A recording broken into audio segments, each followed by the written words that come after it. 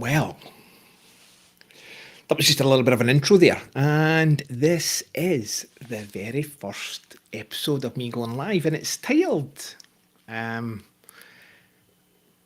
at a Mess. As you can see, I've got a simple ticker tip demonstration. I have no idea if that is actually popping up in any feed.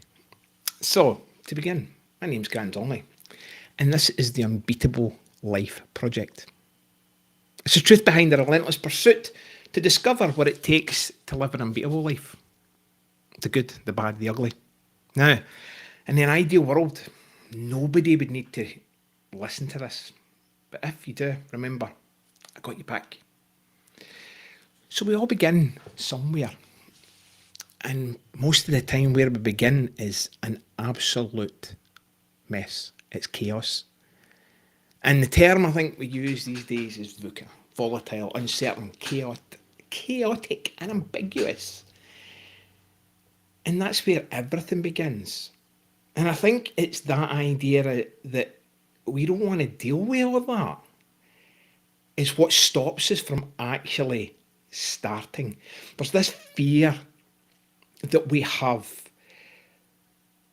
that overtakes us and we can't decide. It's like, how am I going to manage that? Well, today is kind of a perfect example of how I'm trying to manage that. This is not really a comfortable situation. You know, you decide to talk to the world about life, about what you do, how you live, the things you put in place, your ups, your downs. Like I say, it's the truth about everything.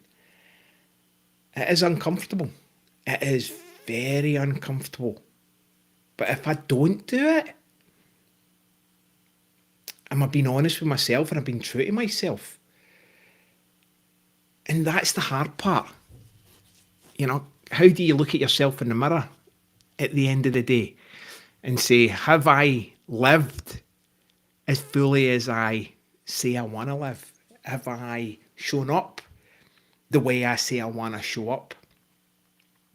Am I in congruence with myself? And I know that might be a big word, or have a deeper meaning, but who knows?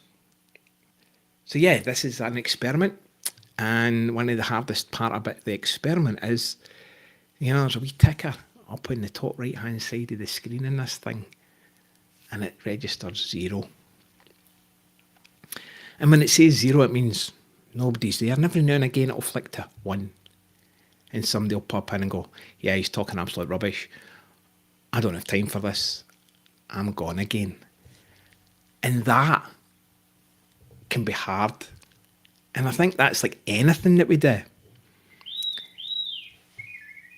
Like I said, a mess. I forgot to turn off my notifier. So the last thing you really want to be hearing is a notifier. Is a sound. Is an interruption.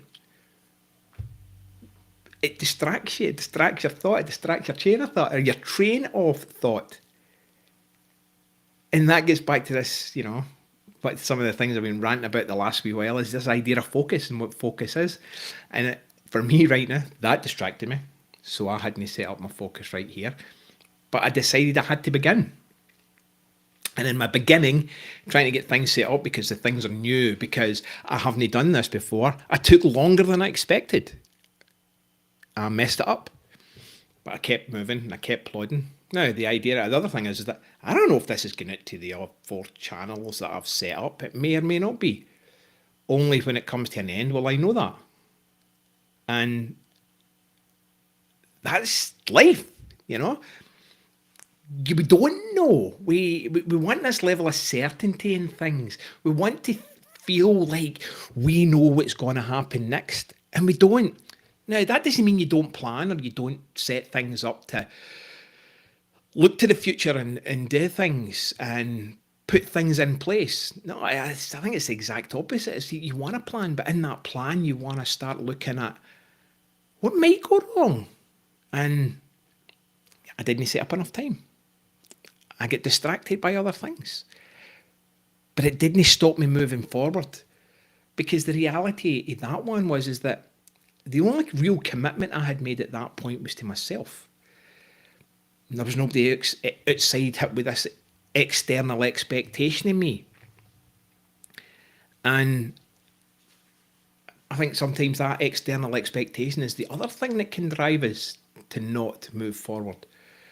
I don't know if I had, if there was an audience there, if people were listening and things like that and expecting, would I have shown up? When I went, oh God, no, I can't do this. Maybe not. Who knows? But I actually think it's harder to show up when there's nobody there and wonder what's the absolute point. So I was looking at something today and thinking about a subject and what it was, what this means.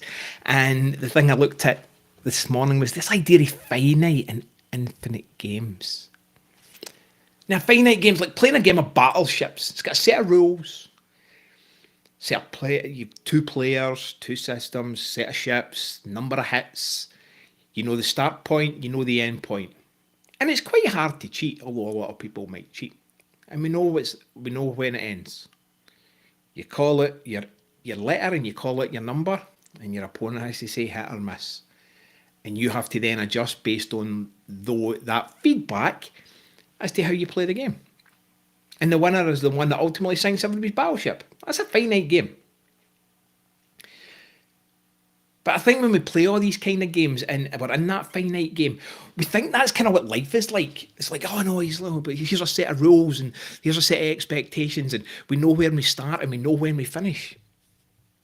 But life is completely the exact opposite of that. There's a set of rules that are there, but is everybody playing to the same rules? No. Do we know what everybody's expectation is? No. But yet we want to try and control it like we are controlling that sort of finite game. And I think it's that idea of that control that we need to move forward, to embrace this idea of uncertainty. Now, I gave up control here. I had to go with the uncertain. I had to go with the idea it's like, I have no idea what I'm doing here. And just take a step into that abyss. And it's hard. It's hard. I'm not kidding. It is hard. And anybody out there that tells you that, oh, just go and do it, just go and do it. God, man, the internal battle that puts into place in order just to go and do it.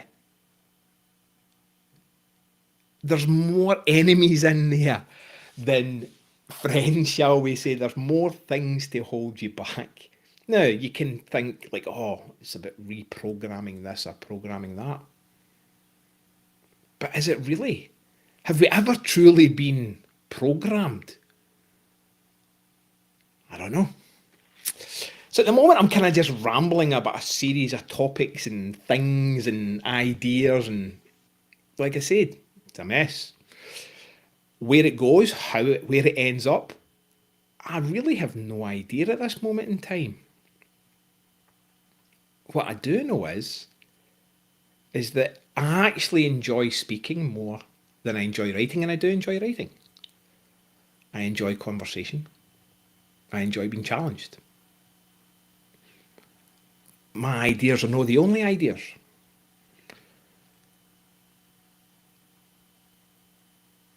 But at the same point, there's an idea is like, what is my point? Maybe I should have took better notes. Maybe I should have created notes. But I wanted this first one to be more off the cuff, more of the idea of what to expect about where I'm coming from, why I'm coming from here, what's the whole idea behind it. I want to go live.